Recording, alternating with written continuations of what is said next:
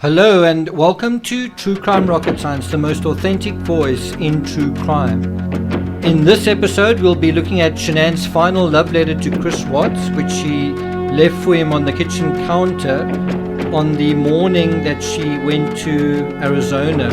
So he would have gotten it on the 10th, Friday morning, and around about the same time that she texted him that the letter was waiting for her, she also said she's feeling really ill. She was feeling so weak that she couldn't stand, and I think he said that might have to do with lack of sleep. If we go to the phone data review, what's quite ironic on the page that deals with the phone data review is that on the same page that she sends a screenshot of her love letter to Watts, and this is only the one page of 2 pages. On the same page is the photo of the life-size doll, or the quite large doll, wrapped in the plastic twister mat. It's just very ironic because you sort of have the white letter, it's kind of pinkish in the discovery, and then just above that you have the black background of the leather couches and the sort of pink red cushions, and obviously what is in the middle of it. And the sentiments are almost like the opposite. The one is a portent of doom, of destruction, which turned out to be accurate. The other is a reaching out, and Shanann's telling him that she missed him, and she uses the word miss over and over again, and she doesn't realize it, but it's the last thing he wants to hear. He wants Shanann to accept that they're not compatible. He wants Shanann to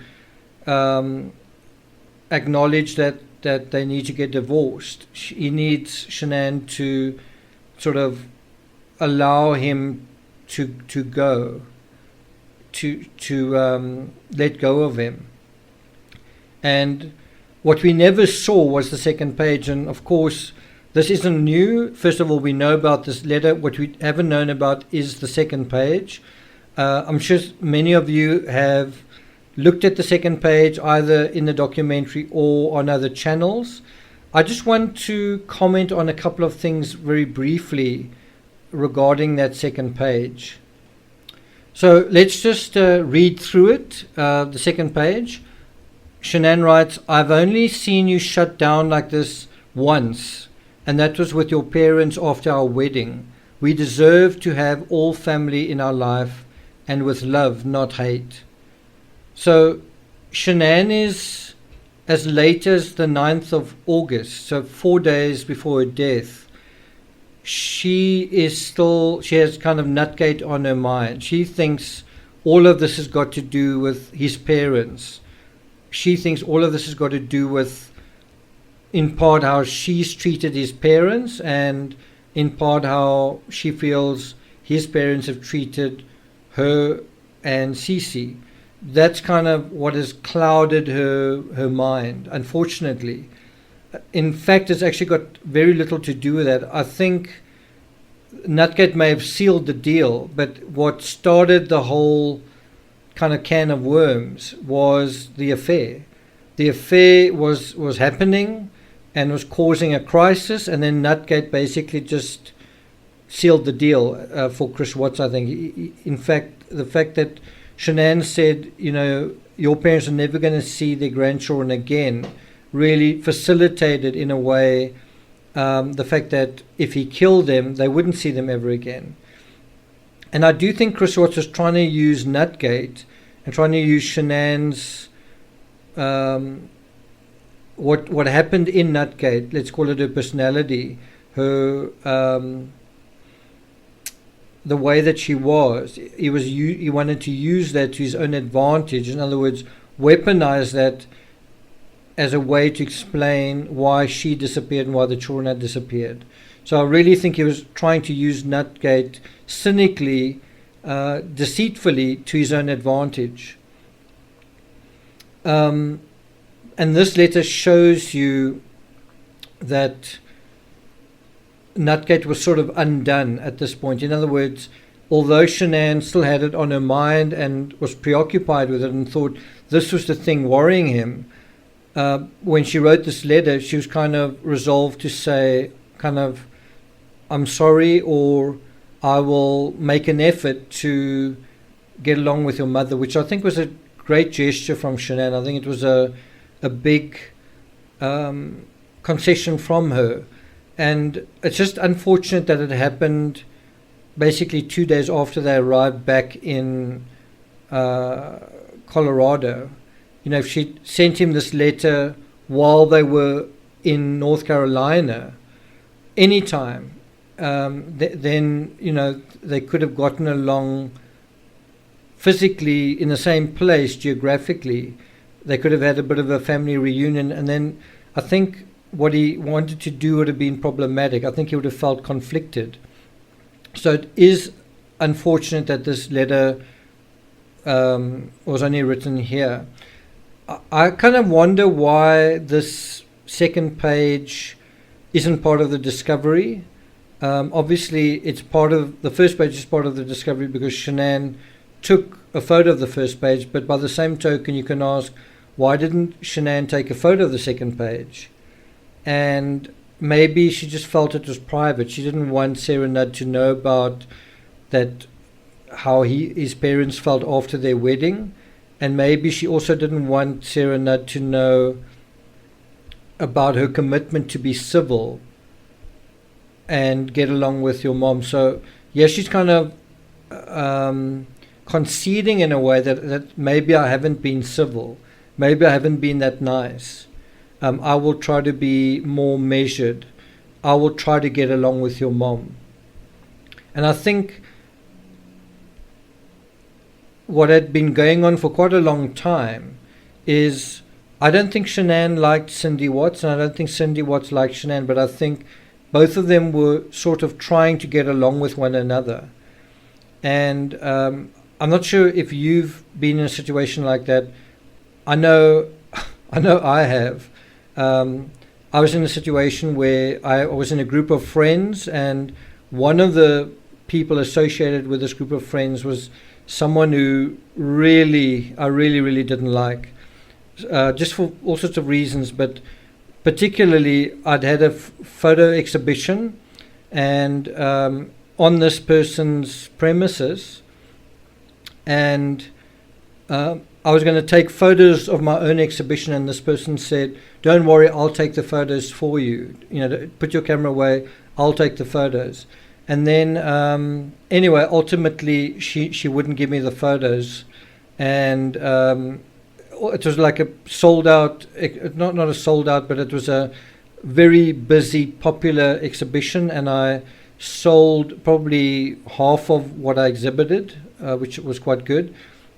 But I couldn't market it because this person was ultimately spiteful, and now this person was part of this group of friends, and as much as I tried to get along with her, I just couldn't forget what she'd done. And although I try to be civil, you sort of have moments where you just like, jeepers, you know what I mean. It's just someone you don't really want to have anything to do with. Someone who betrays you in a really bad way, in an unacceptable way. So, but you try to get along because of other people. And I think at various times maybe you do get along and you have moments where you get along, but there are other times where you are just people that are at cross purposes to one another. You just aren't meant to get along. You just rub each other the wrong way. And I think we rubbed each other the wrong way because I was a photographer and so was she. And I was how do you call it? Someone who just sort of came up out of nowhere on sheer talent, and she had all the equipment, all the money, all the courses, and I think she resented the fact that my exhibition was so popular and wanted to suppress the marketing, if I can put it that way. I just thought that was very mean, and it's, I don't know, just something I've never forgotten. So that whole thing of trying to be civil and getting along isn't easy, but it's certainly, I think, when someone undertakes to do that, that's quite a big gesture. It certainly comes from a good place, that you, despite your authentic feelings, you're trying to put aside your hurt in order to, so that everyone can kind of just get along. But this also shows Shanann's commitment to her husband, and it was kind of unwelcome as far as he was concerned. He wanted the opposite. He wanted her to agree to a divorce and also, not have the child. She doesn't really mention the baby much in this letter, interestingly enough. I just want to see what she does say about the baby. On the first page, she says, "The last 5 weeks have been hard. I missed you. I missed watching you laugh and play with the kids. I love seeing their smile with you. I miss seeing you naked. I missed having you around. I just flat out missed the hell out of you." She doesn't really talk about her pregnancy at all in this particular letter, although it is in the phone data review to some extent.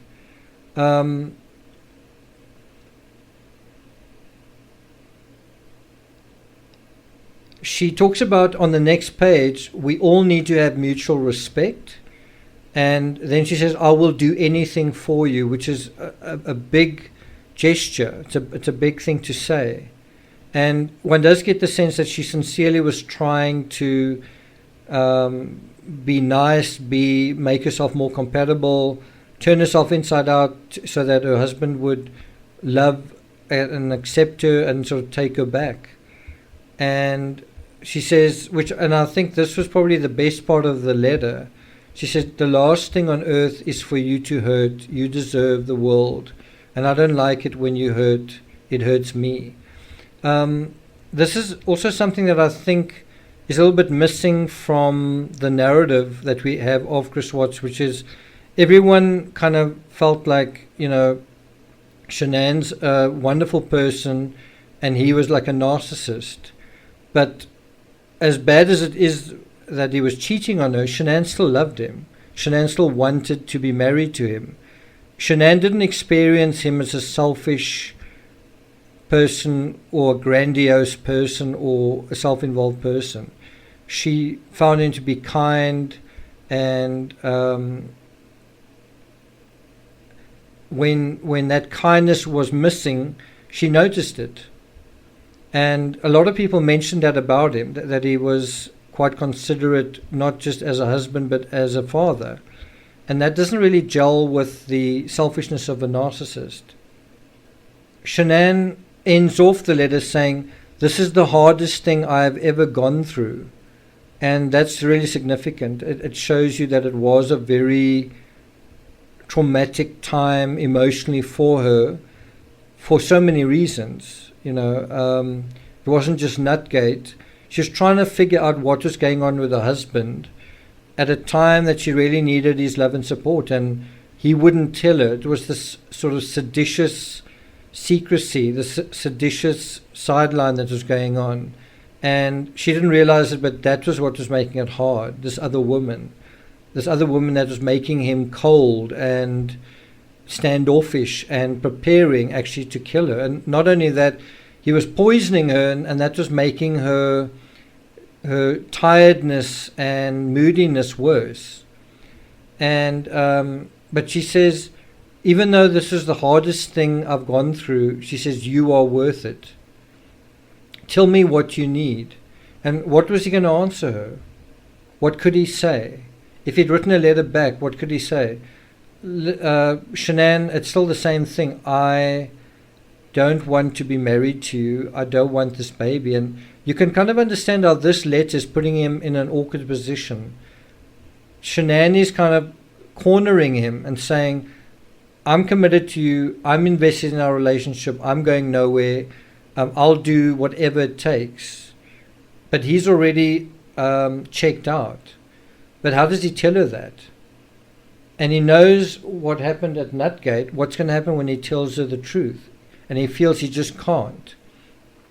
So in the next episode, I'm going to talk to you about whether Chris Watts had a conversation with Shanann on the night that she died. And what I want you to do in the comments is state your case for either why you think they did have a conversation or that you think they didn't. So let me say that again. In the comments, state whether you think they had a conversation that morning or that they didn't.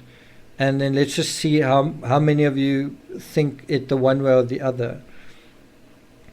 And then she ends off saying, I love you, baby, with all my heart. Always and forever, which again is the opposite of what he wants. He doesn't want it to be always, and he doesn't want it to be forever. And in fact, what he does to her is he forever destroys their marriage. He forever terminates his relationship with his wife and Shanann. So it's not for always and forever. In fact, it's only going to be a few more days. And even after signing off always and forever, she adds love always on top of that. For me, one of the standout things of this letter, if not one of the biggest standout things, was Shanann signing her name. And it is S-H-A-N, no apostrophe, A-double-N. And, you know, I found it really annoying to write Shanann's name with an apostrophe every single time in every single book that I've written. I'm also someone, when I comment on, and I'm talking about in all cases, all true crime cases, I don't reduce the people, whether it's the victim or the perpetrator, to SW, NK, CW, or whoever it is. I just think it is lazy. I think it is, it dehumanizes a person.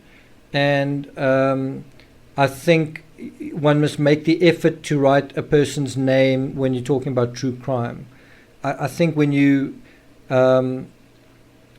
reduce them to letters, it is reductionist. And when you're being reductionist in someone's name, it's easy to be a reductionist in your comments and sentiments. And just taking that little bit of time to write someone's name, I think, acknowledges them and gives you a little bit of time as you're going to make whatever comment you're going to make to, you know, acknowledge who these people were, because they were people. And I think that is the strength of the Netflix documentary, is it rehumanizes Shanann again. We see her talking, laughing. We see pictures of her that we've never seen before. We see her alive, and we realize she was this person. And so, anyway, so her name without the apostrophe, I found quite kind of disturbing, because in court, when her mother and father said her name, it sounded like Shan'ann. And I've heard that more than once, that they referred to her as Shan'ann. And yet there's this third version. So there's Shan'ann, the way that she's written it here. And then there's the third version where at her funeral, her name is written with an apostrophe. And I took my cue from that, because I thought, who on earth would misspell someone's name where you're in a family situation and, you know, everyone would have consensus on how to do it. And so it's really bizarre. It's really bizarre, these variations in Shanann's name. And in a weird way, without being explicit about it, I think these variations in Shanann reveal a kind of complex life and a person that is more complicated than I think we realize. And to some extent, you know, I think a lot of people see Shanann just as who she presented herself on Facebook, but I think there was another Shanann. There was another Shanann that was more vulnerable. Even when Shanann was being vulnerable on Facebook, I think there was a a more vulnerable Shanann than that. It was a Shanann that kept who she really was and how she really felt kind of a secret. Just in the same way that this second page is a dimension to this case, a dimension to the original letter, a dimension to Shanann that is that we didn't know about. And so I have said this before, part of True Crime Rocket Science is acknowledging that we may not know everything, that we may not be that smart, that maybe there's an aspect that we're missing. And this is kind of confirmation of that when you have that humility to say, maybe there's more to this than I know, that's when you're going to find more to it. For those interested, I will be doing a live stream on Sunday at 2 o'clock Eastern Standard Time. The topic under discussion will be the Netflix documentary. What did we learn from it? What was good about it? What were its shortcomings? So I'll be very interested to hear your thoughts and comments on it.